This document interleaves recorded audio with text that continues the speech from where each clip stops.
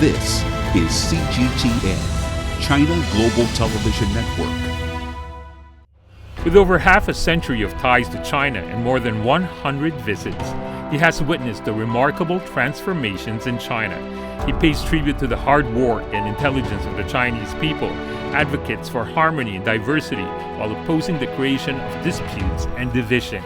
He stresses the cultural similarities between France and China and looks forward to more cooperation. On the 60th anniversary of the establishment of diplomatic relations between China and France, Jean-Pierre Raffarin, recipient of the Friendship Medal and former French Prime Minister, sat down in an exclusive interview with Leaders Talk. Stay tuned.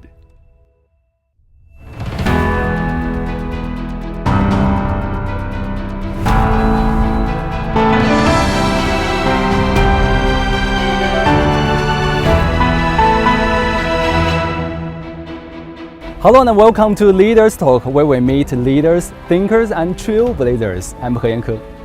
Today we are honored to have a dear friend of the Chinese people, former Prime Minister of France, and the recipient of the prestigious Friendship Medal, Jean-Pierre Raffarin. With over 50 years of dedicated engagement with China, Mr. Raffarin offers unparalleled insights as we commemorate the 60th anniversary of diplomatic relations between China and France. What significance does he attribute to this enduring partnership for both nations and the global community? How does Mr. Raffarin envision the collaborative efforts of China and Europe in addressing global challenges? Here's my conversation with him. 拉法兰教授，非常感谢您接受高端访谈的专访。作为中国的老朋友，一开始不如您用中文先跟大家打个招呼，好不好？你好，je suis très heureux de pouvoir échanger avec vous, notamment sur les relations entre la Chine, la France et l'Europe. 今年是中法建交60周年，也是中法文化旅游年啊。60年这个日子，在中国的传统文化中，我们叫一个甲子。它既是一个轮回的结束，也是一个新生。您作为中法关系的见证者、推动者，您如何看待中法关系未来的发展？ Je crois d'abord que ce 60e anniversaire est vraiment une victoire pour ceux qui ont pensé l'avenir des relations entre la Chine et la France il y a 60 ans. Le général de Gaulle, le président Mao Tse-tung ont compris cette perspective qui faisait que la France et la Chine étaient essentielles dans l'équilibre du monde. Ils ont vu le développement de la Chine, ils ont vu l'importance de l'Europe et la nécessité de construire une relation pacifique entre la Chine et aujourd'hui l'Europe et la France. C'est donc de grandes visions que nous saluons chez deux grands hommes. Pour ce qui est de l'avenir, nous pensons que l'essentiel aujourd'hui, c'est la paix du monde. Et s'il y a vraiment des pays qui sont attachés à la paix, c'est bien la Chine, qui n'a jamais fait la guerre à l'extérieur de son territoire, qui n'a fait la guerre que quand elle était attaquée. La Chine, le peuple chinois, a montré son attachement à la paix. Et la France, qui a réussi à se réconcilier avec l'Allemagne, est aussi très attachée à la paix. Donc la perspective principale de la relation sino-française, c'est l'équilibre et la paix du monde. 中法之间的友谊与合作对于世界来说有什么样的重要意义？特别是在国际格局深刻调整的当下，作为联合国安理会常任理事国和具有独立自主传统的两个大国。Je pense que ce qu'il y a de singulier dans la relation franco-chinoise, c'est que c'est d'abord et avant tout une relation culturelle. Nous sommes deux très vieilles civilisations. Et ces vieilles civilisations méritent partout dans le monde le respect. Et le respect des civilisations est la base de ce que doit être une diplomatie de paix. Nous sommes très conscients de l'ancienneté et de la puissance de la civilisation chinoise, tout comme nous sommes conscients de la force de la civilisation gréco-latine qui est aujourd'hui la nôtre en Europe. Et donc, le monde aujourd'hui doit comprendre les relations culturelles faites de diversité et de respect. C'est, je crois, ce qui est le plus important aujourd'hui. Nous avons des modèles différents.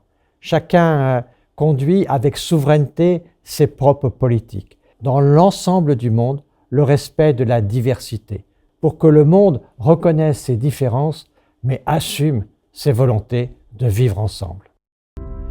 60 years ago, in 1964, during the Cold War, China and France transcended ideological divides to establish ambassadorial-level diplomatic relations, making France the first Western major power to form such ties with the new China. Over the past 6 decades, the two countries have deepened their mutual understanding and partnership, achieving many firsts and major milestones. In 1966, France was the first Western country to sign an air traffic agreement with China. In 1982, the Sino-French collaboration on the Daya Bay nuclear power plant made France the first Western country to engage in civilian nuclear energy cooperation with China. France was the first Western country to establish comprehensive partnership and comprehensive strategic partnership with China. Moreover, France was also the first Western country to host cultural year events with China, set up cultural centers in China and vice versa, and initiate youth exchange programs. The unique history of Sino-French relations has cultivated a Sino-French spirit characterized by sovereign independence, mutual understanding, forward-thinking, and mutual benefit. As special friends and win-win partners, the leadership of China and France have maintained frequent interactions. Last April, President Macron visited China. The two heads of state had warm and substantive discussions in Beijing and Guangzhou, setting clear direction for bilateral and international cooperation between China and France. This year marks the beginning of a new 60-year cycle for Sino-French relations, which have started with much vibrancy and energy. On May 5, at the invitation of President Macron, President Xi Jinping arrived in Paris for a state visit. The head of state diplomacy and rich cooperative exchanges are set to inject new momentum into the healthy and stable development of Sino-French and Sino-European relations, offering new opportunities for promoting global peace and progress. 我们了解到啊，您非常详细的阅读了习近平谈治国理政，做了长篇笔记，还发布在您的博客上。应该是在2015年，您是在博鳌亚洲论坛见到了习近平主席，而且还找他签名。您觉得他的价值是什么？ Je crois qu'il est très important pour un dirigeant d'écrire noir sur blanc la vision qu'est la sienne pour son pays. Et le président Xi Jinping a écrit ces livres pour essayer de préciser bien les lignes directrices de la politique qu'il conduit. Et je crois que c'est très important, notamment pour les observateurs, d'avoir la possibilité de travailler ces textes qui sont en fait une vision de l'avenir du pays tel que le dirigeant du pays veut conduire son propre pays. Simplement, ce que je vois, c'est qu'il y a plusieurs sujets qui sont importants pour la Chine, mais qui sont aussi importants pour le monde. La Chine est devenue un acteur majeur du monde aujourd'hui. Et nous avons avec elle, naturellement, un certain nombre d'attentes qui sont très importantes. La première des attentes aujourd'hui, c'est l'attente de la paix. La paix est nécessaire. La Chine, avec son poids au Conseil de sécurité, son poids politique dans le monde, le président à la tête de ce pays, peut agir pour la paix du monde. Et c'est, je crois, très important que le peuple chinois, qui ne s'est jamais montré conquérant à l'extérieur, puisse affirmer son attention sur la paix. C'est la première attente. La deuxième attente, elle est très importante, c'est celle de la croissance. Nous voyons bien que l'économie chinoise est très importante pour les Chinois, mais elle est aussi importante pour la croissance du monde. La Chine est un des moteurs de la croissance du monde et nous sommes donc tous attentifs à ces logiques de développement et notamment à ce traditionnel couple moteur de croissance qu'est le couple des réformes et de l'ouverture. Et puis, nous attendons aussi beaucoup de la capacité, de l'intelligence du peuple chinois dans l'innovation. Les jeunes Chinois sont intelligents, travailleurs et ils sont très engagés sur l'innovation. Nous avons besoin d'innovation et la Chine est un grand pays d'innovation. Donc il y a des attentes qui sont très importantes et qui ont été développées dans ce livre où j'ai été très marqué, par exemple par la présence du mot innovation qui est une des priorités très essentielles aujourd'hui dans la République populaire de Chine. 您和习近平主席有过多次的见面与交流，您觉得他是一位什么样的领导人？ C'est le chef d'État d'un grand pays. C'est un chef d'État expérimenté qui a traversé toutes les couches de la société chinoise dans nombreuses régions et qui connaît très bien son pays. Et c'est un des personnages qui, dans le monde, aujourd'hui, a le plus de pouvoir, a le plus de responsabilité. Et donc, c'est un personnage naturellement essentiel pour la Chine, mais c'est aussi un personnage qui est important dans ses décisions pour l'ensemble du monde. Donc, je suis très heureux de voir que le président français et le président chinois ont de nombreuses réunions de dialogue. Et dans cette année du 60e anniversaire de nos relations diplomatiques, c'est par le dialogue qu'on améliore la compréhension et c'est par le dialogue qu'on peut définir des projets communs. Et je suis très heureux que des personnalités comme le président français, le président chinois acceptent de passer beaucoup de temps dans la discussion avec l'autre partenaire. Et en fait, on voit bien que dans ce monde aujourd'hui, c'est par le dialogue qu'on peut améliorer la compréhension du monde. Et je maintiens que l'objectif principal de tout cela, ça doit être la paix du monde. Et je pense que des chefs d'État expérimentés doivent expliquer toujours au monde que la nervosité, que la violence ne conduisent nulle part. Et ce sont les projets de croissance, les projets de développement, les projets d'innovation pour la santé, pour la richesse des classes moyennes, pour tous ceux qu'il faut lutter contre la pauvreté, que ce sont tous ces sujets-là qui ont besoin de la paix pour que les peuples vivent mieux. C'est ça le dialogue des chefs d'État et c'est pour ça que je trouve que des chefs d'État expérimentés, c'est pour l'ensemble du monde quelque chose de positif. 中国一直在为全球治理贡献着中国智慧，提供着中国方案。习近平主席也提出了3大全球倡议，包括全球发展倡议、全球安全倡议、全球文明倡议啊，这也反映出了新时代中国全球治理观。您是怎么看待这3大倡议的现实意义？ Je pense qu'il est très important, en effet, de proposer des initiatives pour la gouvernance mondiale. Aujourd'hui, nous sommes un peu dans une impasse avec une gouvernance mondiale qui est à la fois bloquée et souvent déséquilibrée. Et donc, je pense qu'il est important de trouver des perspectives et de pouvoir lancer un certain nombre d'idées nouvelles. La difficulté que nous avons aujourd'hui, c'est que la tension, souvent militaire, qui s'installe dans l'ensemble des pays, aujourd'hui empêche le monde de regarder l'avenir de manière paisible et assurée. La Chine a raison de s'engager dans des perspectives et des initiatives nouvelles, mais pour cela, il faut un monde apaisé, il faut une Europe en paix, il faut une Afrique sereine, il faut des pays qui peuvent penser à la coopération plus qu'aux tensions. C'est ça aujourd'hui le grand enjeu. Plus de coopération et moins de tensions. Facing the unknown is always difficult. In a world in turmoil, it's easy to lose orientation. But when the storms come, we have to see the possibilities. Reinvent.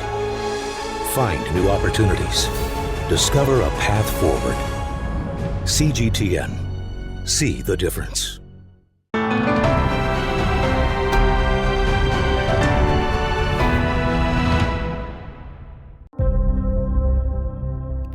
Jean-Pierre Raffarin served as the Prime Minister of France from 2002 to 2005, contributing significantly to the friendly exchanges and cooperation between France and China, as well as between Europe and China.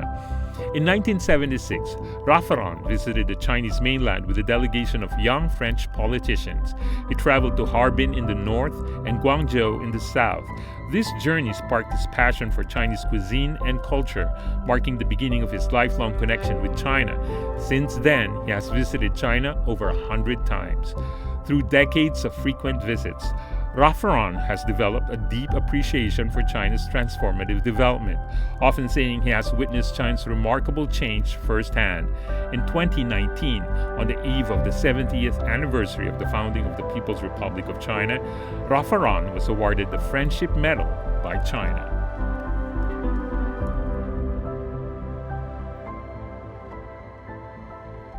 2019年，习近平主席在人民大会堂向您授予了友谊勋章。特别想知道，当时您戴上友谊勋章时，心里的想法是什么？ En tant qu'ancien Premier ministre de la France, j'ai eu dans ma vie l'occasion de recevoir de très nombreuses décorations. Celle-ci était aussi importante pour moi parce qu'elle est arrivée simultanément où j'ai été décoré en France de Grande Croix de la Légion d'honneur et en même temps la médaille de l'amitié ici en Chine pour valoriser la coopération entre les deux pays.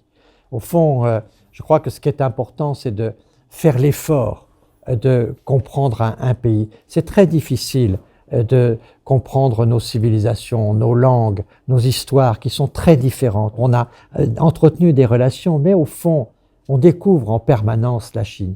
Et je trouve que dans mon pays, on ne connaît pas suffisamment la culture chinoise, on ne connaît pas suffisamment le peuple chinois. Nous avons des systèmes culturels très différents. Nous avons des valeurs qui sont différentes, nous avons des histoires qui sont très différentes. Et donc, il faut comprendre l'autre, travailler sur ce qui peut être parfois des incompréhensions. Le peuple chinois est un peuple qui marque l'histoire aujourd'hui par les résultats qu'il a obtenus. Et ceci n'est pas innocent, puisque, au fond, nous aurons tous des problèmes dans l'avenir. Quel est le pays aujourd'hui qui peut dire qu'il n'aura pas de problème dans l'avenir?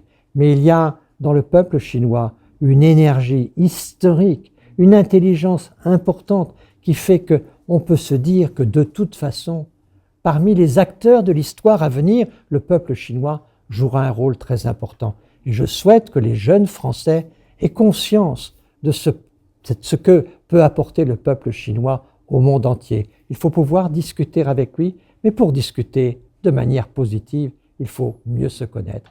Je peux ajouter que l'amitié, qui est une valeur culturelle très forte en Chine, comme en France, l'amitié a un sens très profond. L'amitié est quelque chose qui demande du temps, qui se travaille, qui se construit. Et c'est quelque chose qu'il nous faut protéger. Vous savez, vous Chinois, nous savons, nous Français, que l'amitié est une valeur importante.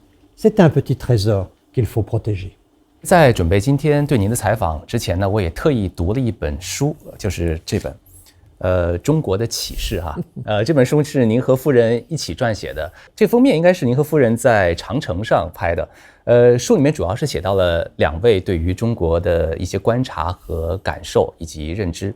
其实我看到书中，你写了这样的一段话。在欧洲，思考就是去区分；在中国呢，思考则是汇集。所以读完整本书，我能够感受到您对中国这种和而不同的理念是非常深入的理解的，而且其实还有很多不同的视角，让我们中国人看着都觉得耳目一新。您觉得未来中法两国应该如何去加强沟通，消除一些误解，特别是发挥各自的所长来应对全球性共同的挑战？ Je crois que face à la complexité des relations entre deux grandes civilisations, il y a deux vertus principales. D'abord, le respect. Ne pas juger systématiquement l'autre avec nos propres lunettes. Il faut être attentif à ce qu'il peut y avoir des différences d'appréciation. Et je crois que dans nombreux cas de pensée, par exemple des concepts comme l'unité, comme la création, nous avons des approches différentes. Et il faut regarder ces concepts aussi quelquefois avec les lunettes de l'autre pour mieux comprendre. Ça, je crois que c'est important, c'est le respect qui fait que si la civilisation chinoise, après plusieurs millénaires, en est là où elle est, c'est qu'elle a une valeur qui vient du temps et tout ça, ça mérite le respect. Mais aussi, il faut essayer d'avoir des projets communs, de travailler ensemble. C'est en travaillant ensemble sur un certain nombre de projets communs que nous pouvons nous améliorer. Aujourd'hui, je crois que ce que nous avons fait avec l'accord de Paris sur la lutte contre le changement climatique peut être un sujet sur lequel les populations peuvent voir que nous avons des projets communs sur des valeurs communes. Donc je crois qu'il y a cette double nécessité d'avoir du respect et d'avoir ensuite une volonté de travailler ensemble. Les divergences, il faut les reconnaître. Il ne faut pas chercher à les cultiver sur la scène publique par des polémiques. Il faut pouvoir dire clairement les choses en face à face. Il faut pouvoir, avec confiance, pouvoir dire les désaccords que nous avons. mais l'essentiel est d'essayer de pouvoir trouver des rapprochements. On ne fait pas souvent des grands progrès en mettant en permanence des difficultés sur le chemin. Il faut essayer de clarifier la route commune pour agir ensemble. Et c'est, je crois, ce qui est fait aujourd'hui par la diplomatie française et par la diplomatie chinoise. Quels sont nos chemins communs et comment, sur ces chemins communs, améliorer notre compréhension mutuelle. 刚才您提到了巴黎协定哈，这个是全人类在应对气候变化进程中有里程碑意义的一个文件。您怎么去评价中国在全球能源转型，包括气候变化治理上所取得的成就？那未来中法之间应该如何去加强合作，更好的去促进巴黎协定落实？ D'abord, permettez-moi de dire que la France a toujours été reconnaissante vis-à-vis de la Chine pour son accord, justement, pour les décisions de Paris pour le changement climatique. Sans la Chine, l'accord n'aurait pas été possible. Nous voyons bien qu'il y a en Chine beaucoup d'efforts qui sont développés. J'ai vu le ciel bleu de Pékin à plusieurs reprises. J'ai vu le climat s'améliorer sur Shanghai en termes de pollution. Nous voyons qu'il y a des actions très fortes qui ont été menées pour supprimer des usines trop polluantes et créer à la place des usines plus modernes et moins polluantes. Nous voyons qu'il y a un très gros travail qui est fait sur un certain nombre de sujets qui sont importants, par exemple sur la mobilité électrique par rapport à tout ce qui est aujourd'hui producteur de gaz à effet de serre. Donc nous voyons qu'il y a des efforts qui sont très importants. On ne peut pas comparer la taille de nos pays et avoir de toute façon les mêmes solutions pour les mêmes problèmes. Nous avons des différences de dimension qui font qu'il y a des différences aussi d'action publique. En fait, ce que nous voyons aujourd'hui, c'est qu'il est nécessaire d'enclencher une mobilisation mondiale. Et que naturellement, pour cela, il faut être exemplaire, mais il faut aussi participer activement et de manière constructive à toute la diplomatie internationale. 的确啊，现在全人类面临着包括气候变化在内的一系列的挑战，我们必须有共同的愿景、共同的目标，才能够去创造更加美好的未来。习近平主席提出了构建人类命运共同体，您觉得这样的一个理念是否也是为世界的发展的指明了方向？ Je pense que la planétisation des consciences est un sujet qui devrait rassembler un consensus international.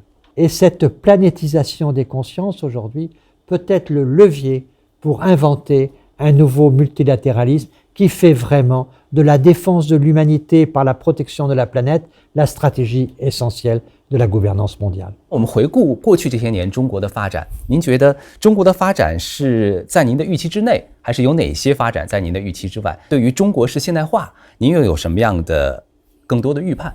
Je garde le jugement principal qui est d'avoir une relation de respect mais aussi d'affection pour le peuple chinois.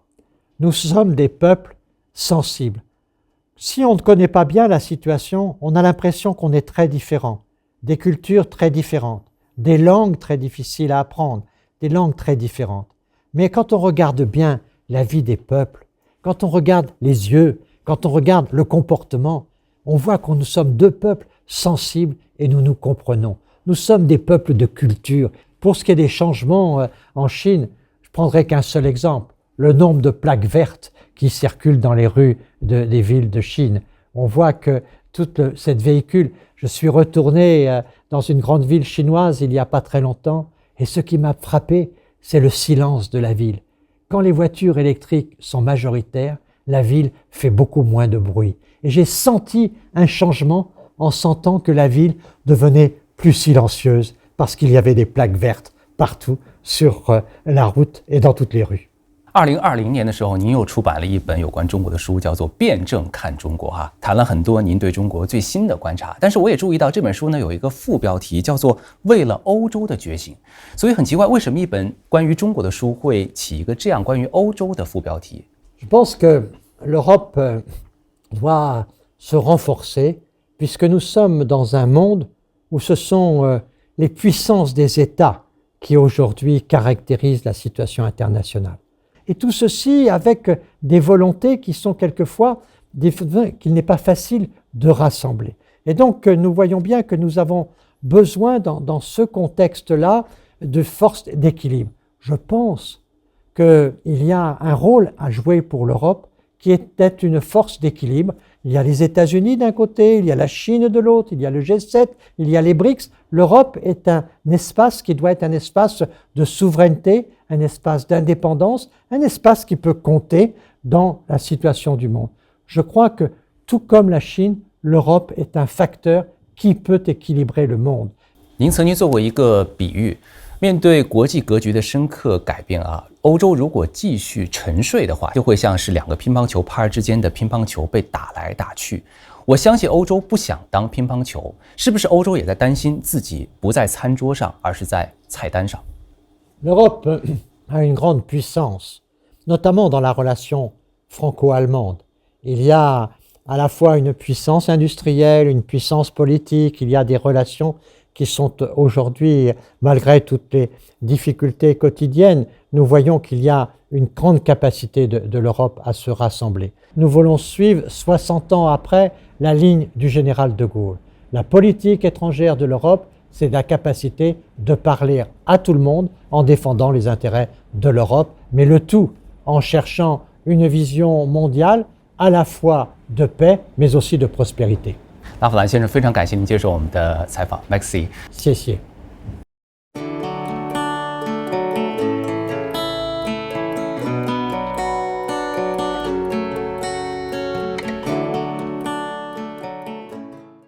During our conversation, Mr. Hafahan shared his impressions from reading Xi Jinping, The Governance of China. He emphasized that readers would find China's developmental strides unsurprising, given its detailed vision for a global community of shared future, practical steps to the Belt and Road Initiative, and insights into the Chinese path towards modernization. Mr. Hafahan highlighted that in today's complex global landscape, both China and France bear a responsibility to collaboratively tackle worldwide challenges. Thanks for watching Leaders Talk. I'm He Yanke. Hope to see you next time.